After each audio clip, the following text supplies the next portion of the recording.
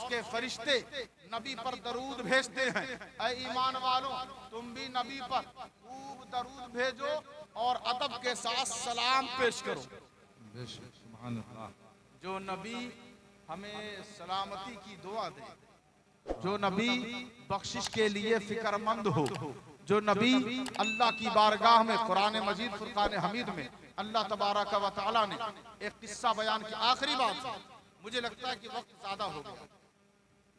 आखिरी बात, क़ाला सलामुन अलैकुम, क़ाला सलामुन अलैका सअस्तग़फिरु लका रब्बी इन्नहु काना बी हफिया।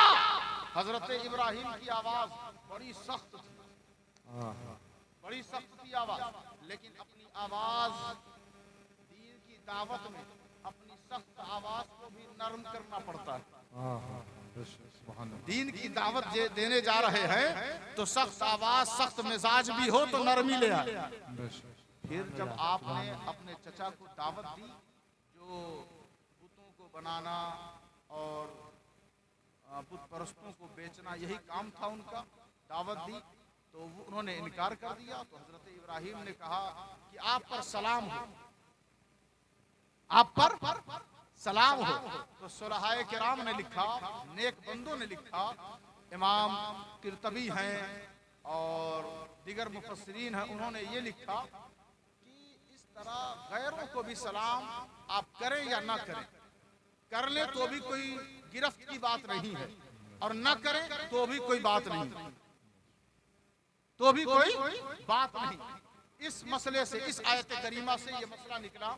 हजरत इब्राहिम ने कहा तुम पर सलाम हो, अगर तुम चाहते तो मैं अल्लाह से तुम्हें बख्शवा देता। सअस्तग़फिरु लका रब्बी, कहते हैं तुम्हारा अमल तुम्हारे लिए, तुम्हारा अमल तुम्हें बख्शवाएगा। नबी अली हुसैन गौसो ख्वाजा के कहने से अल्लाह नहीं बख्शता। उनसे कह देना कि कुरान में अल्लाह बयान फरमा रहा है, ये तुमने कौन सी किताब पढ़ी है? कौन सी किताब? अल्लाह तो कह रहा है कि इब्राहिम की जुबान इस किस्से को बयान कर रहा है कुरान में कि कहते हैं ऐ चचा अगर तुम चाहो तो मैं तुम्हें वहां से बख्शवा दूंगा, बख्शवा दूंगा। इन्नहु काना बी हफिया, हफी से इसमें मुबालगा का सेगा हफिया, इसका माना ये है कि जिससे वो बहुत राजी रहे, जिसका कहना वहाँ कबूल हो जाए, जिसका कहना वहाँ मान लिया जाए, उसको कहते हैं हफिया, उसको कहते हैं हफिया। बार बार हजरत इब्राहिम का कहना जहाँ पर मकबूल हो जाए, अल्लाह जिसकी बात मान ले उसको कहते हैं हफिया। वो कहते हैं मैं तुम्हें वहां से बख्शवा दूंगा, तुम पर सलाम हो, मैं वहां से तुम्हें बख्शवा दूंगा। मेरी वहां बहुत सुनी जाती है, मेरा वहां बड़ा सोर्स है, मेरा वहां बहुत सोर्स है, वहां मेरी बहुत पहुंच है। तुम एक बार मानो तो सही मेरी बात, मैं तुम्हें वहां से बख्शवा दूंगा। हजरत मोहतरम जरा अंदाजा तो लगाएं, जब हजरत इब्राहिम नारे नमरूद में कूदते हैं तो जिब्राइल आकर कहते हैं अगर आप कहें तो मैं अपना पर मार दूं, आग ठंडी पड़ जाए। उन्होंने कहा हस्बी अल्लाह, मेरा अल्लाह मेरे लिए काफी है। लेकिन मेरा रब कुरान में कहता है या अय्युहन नबी जो, या अय्युहन नबी जो हस्बुकल्लाह, ऐ गुलामाने मोहम्मद, तुम्हारे आका से रब खिताब फरमाता है कि ऐ नबी तेरा रब तेरे लिए काफी है। तो अंदाजा लगाओ जब इब्राहिम की वहां इतनी सुनी जाती है तो मेरे नबी की कितनी सुनी जाती है। नारे तकबीर, नारे रसालत, सैयद आरिफ मियां साहब क़िबला, सुभान अल्लाह सुभान अल्लाह। कितनी सुनी जाती हो, ये इतनी जितनी हुजूर की उम्मत की आबादी है, जितनी उनकी सुनी जाती है उतनी आबादी नहीं है। कयामत आ जाएगी, कयामत आ जाएगी, लेकिन जितनी हमारे नबी की वहां सुनी जाती है उतनी उम्मत हो नहीं सकती, क्योंकि मेरा रब इतना अता करने वाला है। और मेरे मुस्तफा करीम की बात यही तो बात है कि जब ये आयत करीमा नाजिल हुई, वला सौफा युअतीका रब्बुका फतरदा, कि कयामत में कयामत करीब है, अन करीब तेरा रब तुझे इतना देगा कि तू राजी हो जाएगा। जब यही आयत के बारे में नवासे रसूल इमाम हसन मुस्तफा की बारगाह में, क्योंकि इमाम हसन का ये मिजाज था, जो भी जवाब देते कुरान से देते, क्योंकि बेटे हैं अली के, बेटे हैं फातिमातुज ज़हरा के, नवासे हैं मोहम्मद रसूलुल्लाह के, जिसके घर में कुरान उतरा तो उसका इकराम कितना होगा, उसके इल्म का मामला क्या होगा। हमारे घरों में कोई हाफिज हो जाए तो हम फख्र से कहते हैं इसके सीने में कुरान है, इसके सीने में कुरान है, इसके सीने में कुरान है। हमने कुरान से पूछा तेरे अंदर कौन है, तो कहते हैं नबी की आल है। हमारे अंदर कुरान के अंदर तो नबी की आल है, अली है, फातिमा है, हसन है, हुसैन है। तो अब कुरान जिसका कसीदा पढ़े, कुरान जिसकी तहारत बयान करे, कुरान जिसकी मवद्दत का ऐलान करे, कुरान जिसकी रिफात बयान करे, कुरान जिसके तकद्दुस को बार बार छेड़े। मौला अली शेर खुदा के हवाले से 300 आयतों से ज्यादा कुरान में मौजूद है। बीबी फातिमा की तहारत और तकद्दुस का तज़किरा है। जरा अंदाजा तो लगाए। इमाम हसन मुस्तफा से जब पूछा गया हुजूर इस आयत के बारे में क्या आप फरमा रहे हैं, कहा मैंने अपने नाना से पूछा था कि नाना हुजूर उम्मत के हवाले से आपका क्या इरशाद है। आयत कह रही है उस वक्त तक आपको रब देता रहेगा जब तक कि आप राजी न हो जाएं। तो नबी फरमाते हैं जब तक मेरा आखिरी उम्मती जन्नत में न चला जाए तब तक मैं राजी नहीं होऊंगा। अंदाजा लगाए कितनी सुनी जाती, जहां पर किसी की नहीं सुनी जाएगी।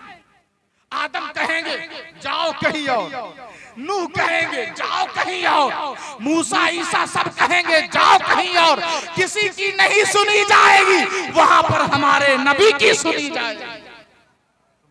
ये सलाम की बरकत, किसकी बरकत है? सलाम की बरकत है। जब जन्नत में लोग जाएंगे सबसे ऊंचे मकाम पर, सबसे ऊंचे वाले माले पर, तो वहां पर जब एक दूसरे से मुलाकात करेंगे तो मुलाकात में भी एक इस्तकबाल रहेगा। अलग अलग अंदाज से इसका तर्जमा लोगों ने किया, लेकिन यहाँ मौके महल के एतबार से अब मैं यही अर्ज करूं कि जब ऊंचे माले पर और ऊंचे मकाम पर जन्नती पहुंचेंगे जन्नत में, तो अल्लाह तबारक व तआला ने फरमाया कि वहां पर उन पर फरिश्तों का सलाम और वो एक दूसरे को सलाम करते हुए नजर आएंगे। आपस में ना बहुत सारे गिले शिकवे दूर उस वक्त हो जाते हैं कि जब आप एक दूसरे से मिले तो सलाम करते हुए मिले, सलाम करते हुए मिले। बस इसी पर मैं अपनी बात खत्म करूं कि अपने जहन में ये बात हमेशा रखें कि जितनी मोहब्बत, जितना अखलाक और नबी पाक सल्लल्लाहु अलैहि वसल्लम का किरदार आम करें। स्टेज सिर्फ स्टेज के इंतजार में ना रहें, अपने माहौल में, अपने समाज और माशरे में एक दूसरे के साथ हुस्ने सुलूक और अच्छे बर्ताव के साथ पेश आएं, आपसी नफरतों को मिटाएं। अगर किसी ने कह दिया फलां ने तुम पर जादू किया है तो जानी दुश्मनी। बात यह है कि जो ये कह रहा है वो भी शैतान से उसने सुलह कर ली, शैतान से मिल गया है। वो शैतान तो यही चाहता है कि आप बिखर जाए, आप में तजाद हो जाए, आप में इख्तिलाफ हो जाए, रंजिशें बढ़ जाए। रोज मखदूम सिमना बारिकुल सल्तनत मीर उहदुद्दीन सैयद अशरफ जहांगीर सिमनानी व सामानी, आप देखे ना, लोग कहते हैं हम इमाम हुसैन के बड़े चाहने वाले हैं, बड़े चाहने वाले, रोने भी लगते हैं।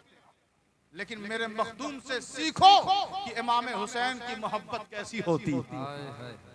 आप हजरत इमाम आली मकाम पर एक ढोंडी और घटिया तोहमत बेईमान मौलवियों ने लिखी और बयान की कि वो गए थे सल्तनत के लिए, वो गए थे जाहो हशमत के लिए, वो गए थे महल के लिए, वो गए थे झूठी हुकूमत के लिए, वो गए, दो शहजादों की जंग थी।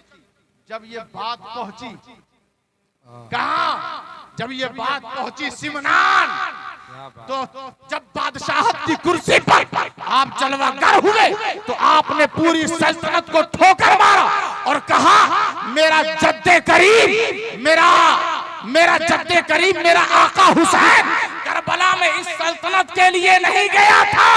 आज मैं इसे ठोकर मारकर दुनिया को बता रहा हूं कि जब उसके बेटे की ठोकर के लायक ये सल्तनत नहीं तो इमाम हुसैन इसकी लालच में कभी नहीं गए। सुभान अल्लाह, सुभान अल्लाह, सुभान अल्लाह। क्या है? चंद रुपए के लिए झूठ बोलते, चंद से या हुसैन कहना आसान है।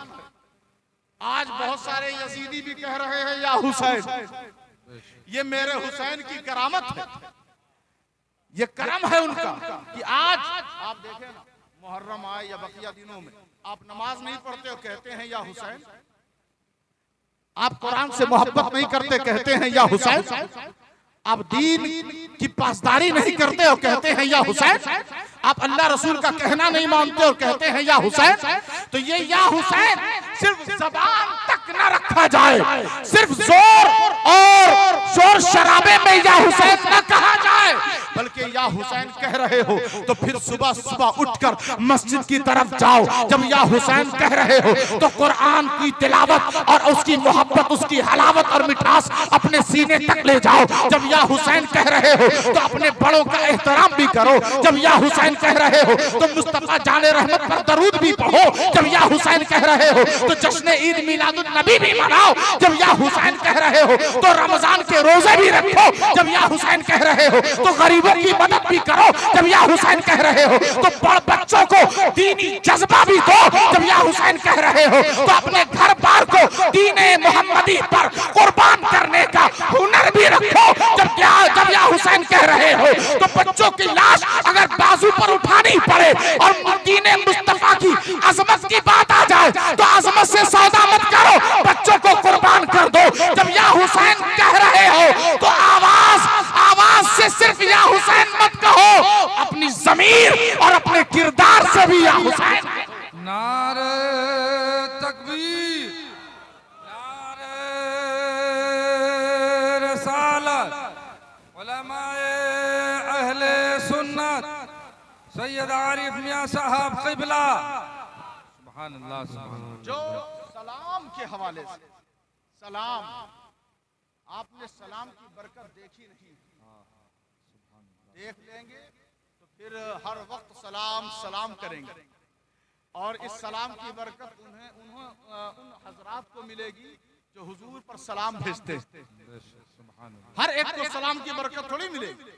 बिला वजह लोग नमाज पढ़ रहे हैं, नमाज सबके लिए है, जिसके दिल में ईमान है उसके लिए नमाज, सबके लिए नमाज नहीं है। ठीक है, आप सब में खड़े हो जा रहे हैं तो कोई बात नहीं, लेकिन नमाज उन्हीं के लिए है जो मोमिन है, जो मोमिन है। अब देखें आखिरी आयत सुने फिर इजाजत दे। अल्लाह फरमा रहा है या अय्युहल्लज़ीना आमनू ला तदखुलू बुयूतन गैरा बुयूतिकुम हत्ता तस्तअनिसू व तुसल्लिमू अला अहलिहा ज़ालिकुम खैरुल लकुम लअल्लकुम तज़क्करून। ईमान वालों, जब तुम किसी गैर के घर में जाओ तो इसका ख्याल रखो, किसी गैर के घर में बस ऐसे ही दाखिल मत हो जाया करो यहाँ तक उससे जब तक इजाजत न मिल जाए। सुभान अल्लाह। एक अंसार में से एक खातून हुजूर की बारगाह में आई और उन्होंने कहा या रसूल अल्लाह, हम घर में रहते हैं और ऐसी हालत में रहते हैं कि हम पसंद नहीं करते कि गैर हमें उस हालत में देखें। मुंह उठाए लोग चले आते। आज मोहल्ले में गांव में क्या होता है, मोहल्ले में गांव में क्या होता है, दूर से लोग जबरदस्ती रिश्ता जोड़ लेते हैं। रिश्ता जोड़े लेकिन उसका गलत इस्तेमाल न करें, मिसयूज न करें। अब जब वो औरत शिकायत लेकर आई तो आयत उतरी, अल्लाह ने कहा ऐ नबी आप कह दीजिए कि ऐ ईमान वालों गैरों के घर में जाओ तो दरवाजे पर खड़े होकर सलाम करो, अंदर से जवाब आए इजाजत मिले तब जाओ, जवाब ना मिले लौट जाओ।